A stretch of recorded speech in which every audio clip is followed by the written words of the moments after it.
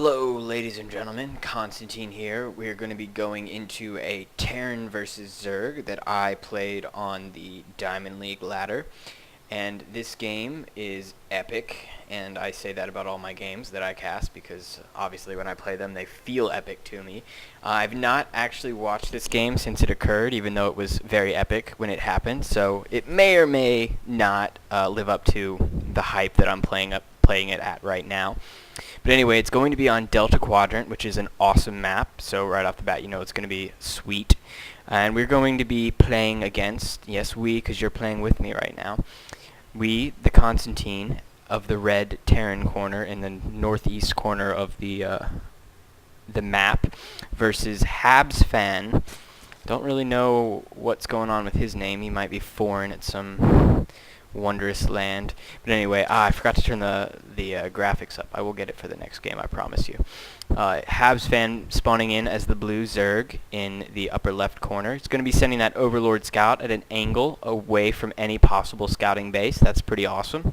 It's going to be going on that little path there. Don't really know what he's doing with that. He might be sending it to like right here. But anyway, so are we going to be seeing... No, we are not going to be seeing an 8 racks like I did before. We are going to be seeing an 11 racks, and that I can guarantee is a mistake, because I never 11 racks. I either 12 racks, 10 racks, or 8 racks. And I know I'm kind of giving away my strategies, but I like even numbers. No, actually, the 10 racks works out really well for like a medium speed Reaper and a faster orbital command. The 8 racks works for just being a really big douche with cheese and Reapers. And as you could tell from the last game I cast, doesn't work so well against Terran. So the thing is if you 11 racks, you're gonna get your orbital command at 14, which is actually relatively even with economy-wise with your getting your racks at 12, and that's because the earlier you start the orbital command, the earlier that energy starts ticking away, and every tick of energy translates directly to extra money. And that money is just a constant thing that's building up as long as you keep using your mules. And so getting that orbital command at 14 actually makes up for the little amount of time that you're not building an SCV because you made that barracks at 11 instead of 12. And so it's about even. I would say that the 12 is a little better. Wow, I've got some really bad lag issues right now. I'm running at like 15 FPS. It might have something to do with the fact that this is actually an old version of the game. So I am going to be throwing down a bunker right in his natural expansion. I think I was trying to goad him into taking this so that I could abuse this cliff here. I'm not 100% certain, but that's my thinking right now. Not that, this bunker is really going to prevent him from doing that, but just kind of making it an option for him to do that instead. But he is actually, in fact, one basing. He's not really looking like he wants to take an expansion anytime soon. He's still keeping guys in gas. He's only got... no, he's got everyone in gas. My bad. He's going to be spreading those overlords around, and I'm throwing down a relatively fast factory. It doesn't look like I'm going to be doing a 3 racks play like I usually do in pretty much every game, and then I transition off of 3 racks to something else. I really do like my Marine Marauders, but against Zerg it's the least effective than it is against Terran and Protoss. Obviously being really, really effective against Protoss, especially if you can get in their base before they get Colossus or Templar out. So it looks like Habs Fan is going to be throwing down a Baneling nest, but I am actually, looks like to be walling in with all large buildings. So this is actually really good for me. And just a little note, if you can see the health here, barracks have 1,000 health, starports have 1,300, and factories have 1,250. So they're actually not all the same when you think about it. The barracks is a little bit weaker, so if you're going to try and wall in with all these buildings, and you can, and you're going a build that gets 2 starports and a factory, or 2 factories and a starport, then you can actually wall in with all 3 with those 3 instead. So I'm going to be having a bunch of units just piled in right behind the barracks here, and even though he sees this wall in, which when I really should have moved this SCV down. I'm not sure why I didn't. This is a little bit of a risky play to lift this off, but you kind of can tell the timing when the Zerglings move up. And now I scouted this Baneling nest, so I knew this was coming. So I thought to myself, oh well, he saw it. He's going to back off and he's going to try and macro now. But no, he said to himself, you know what, I'll just make enough banelings to take that out. Which is why I approve of your play, Habs fan, because that was pretty awesome. And sure, it left you with like 3 Zerglings, and we will see in a second. I don't want to spoil anything. If you decide to Baneling bust this, you will not have enough forces to kill the units, unless your opponent is retarded and stacks all his Marines right behind the barracks and they somehow explode. But I'm not saying that that's going to happen. I'm just, just commenting. So a good idea to do in this situation is actually back your Marines up. Oh my goodness. And look at that. Look at that. See, now this is a problem.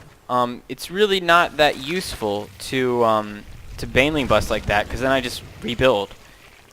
And it looks like I actually went for, I know I wasn't really talking about the build, sorry, I was talking about the Baneling bust, but I went for a fast Thor, and obviously a Thor ship. And I'm apparently gonna just keep him there because I'm about to be Baneling busted again, and oh my god. So that is exactly what you don't want to happen. You don't want to have all your forces vulnerable and just, oh my goodness. And so at this point he's just going to have Zerglings streaming into my base. And see, now these Banelings are going to get ridiculous numbers of, oh my gosh. Now that was a miss Baneling, and here's another one that's probably going to miss. Yeah, it only took out 3, and I have no workers right now. None whatsoever. All I have is a single Thor. And so I picked the Thor up and moved it so that the Zerglings can't surround it. I'm going to pick it up again and let the other one kill them. Drop it down again. And actually kind of fight this off. I really need to lower down this starport because he can have forces walking in. And so at this point I realize I'm way behind because this guy clearly has a ton of drones. I need to land. Okay, good. That starport's been landed. I can't use any of these barracks now. So this Thor is walking over here all on his own. This is kind of dangerous. You really don't want to leave a Thor out by himself. But I realized that I had to make something happen. I've got to make something happen at this moment because I mean, just look at the units. There's 2 Thors versus, I mean, right now it's not that many Zerglings, but what he should be able to do is pump a ton. But with 2 Thors, I'm actually going to be able to take out these queens relatively fast, and it looks as though I've just kind of like ferried them up, and going to be doing some Thor micro with the dropship. As soon as one gets surrounded, you want to pick it up because it takes a few seconds for the Zerglings to get into position, and I'm not messing around. I'm going straight for the oh yeah, pick that up. You want to pick the other one up. Yeah, just kind of use just kind of like walk them around. Wow, look at that wonderful Thor micro. And so I'm gonna try and probably snipe this hatchery before. Yeah, there we go. I'm gonna try and snipe this hatchery before all these are roaches now. So, oh my goodness, the hatchery goes down, and I actually managed to save 1 Thor, and that Thor is very low health. And so I know he has roaches now.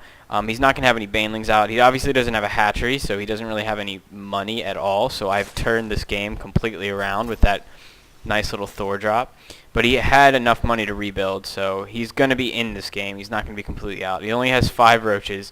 So it's looking like I'm fine. I don't know why I was bunkering up this much. I didn't know if, exactly whether or not he had another base. As long as I have this Thor somewhere near the entrance, I'll be able to fight off these roaches. Just no problem whatsoever. 5 roaches can destroy this many Marines, obviously. They also can work their way into a base relatively easily, but with this Thor here, there's just going to be absolutely no way they can get in. So they're going to be retreating. I have all these SCVs here just to make sure the Thor doesn't get hurt. So now, he's got a higher drone count than me, but he has, or it's about the same now, but he has absolutely no money because he can't, he doesn't have a hatchery. And so it looks like this game is like almost reset. What I should have pushed right now, I didn't realize how weak he was.